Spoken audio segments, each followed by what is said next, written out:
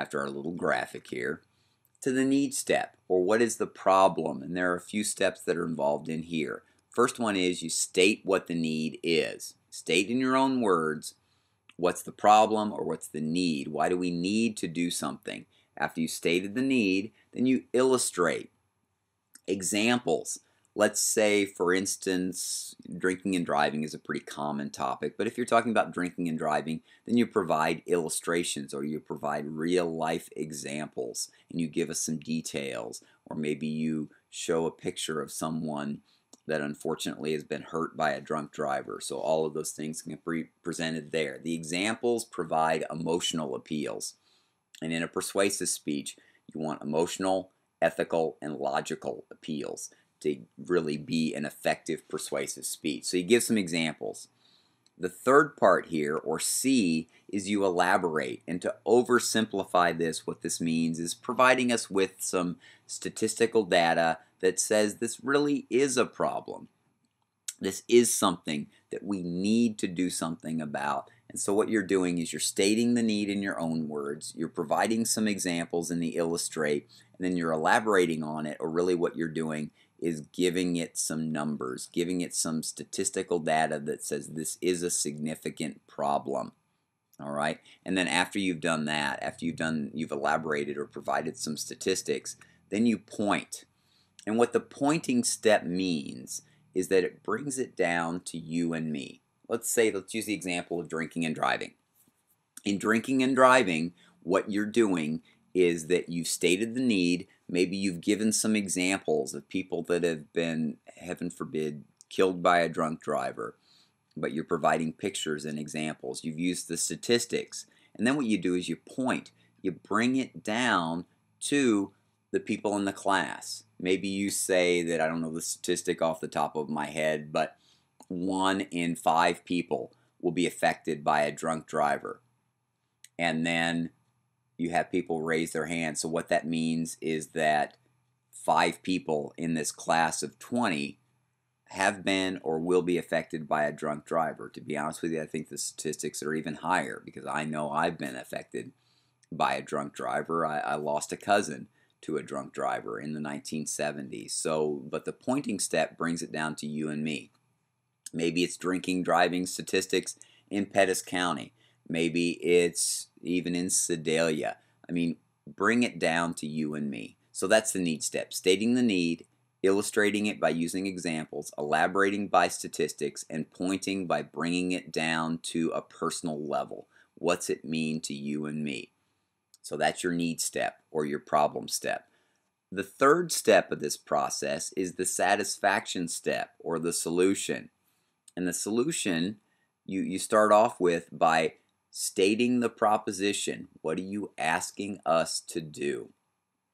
After you've stated the proposition, then you explain it to us. Explain that proposal. Go through the steps of that particular proposal.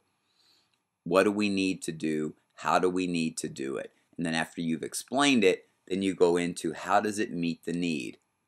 How is what you're presenting, how does it solve the problem? And if it doesn't, then you shouldn't be doing it. But how does this solve that particular problem? And then the last thing here is providing some examples. Examples of maybe where it's worked before.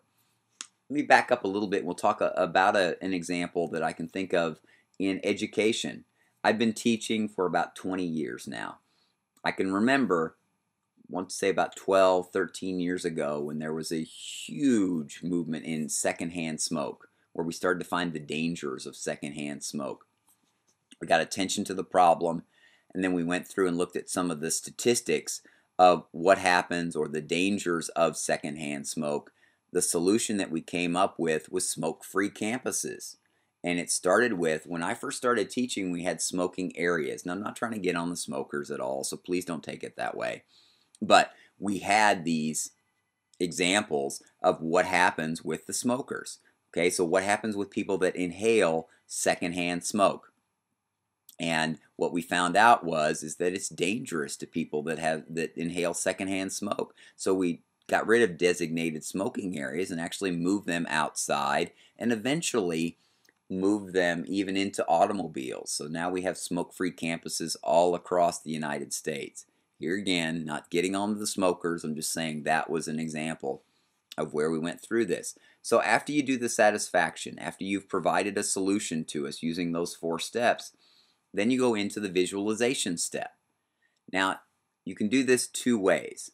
Visualization is looking, remember, a vivid picture of the future if we do something, or on the negative side, if we don't do something about it. Personally, I prefer what if we do something about it and include a combination of the 2, a positive and a negative. So the positive, the A, is what if we do something about it? What's our future look like? Listing all those benefits of what happens maybe if we, and here again, I'm not trying to get on smokers, but what if we quit smoking? What are all the benefits of quitting smoking? Well, some of the benefits, some of them are pretty obvious. Obviously, you will hopefully feel better. You will, there is that odor from smoking, so you'll smell better. You will have more energy. You'll also save more money. So there's a lot of benefits that maybe we think about or maybe we don't think about. Cigarettes are expensive. They're an expensive, it's an expensive habit. So you might talk about all the money that you will save in your visualization step. And then the negative side of it is what will happen if we don't do anything about it or we continue the status quo. So you've gone through and you visualize the future if we do something about the problem or if we don't. Now the last step in the Monroe motivated sequence is the action step. And it's going to seem a lot like your satisfaction step, but here's where you give the tools to solve the problem. So you challenge or give us an appeal of what you want us to do.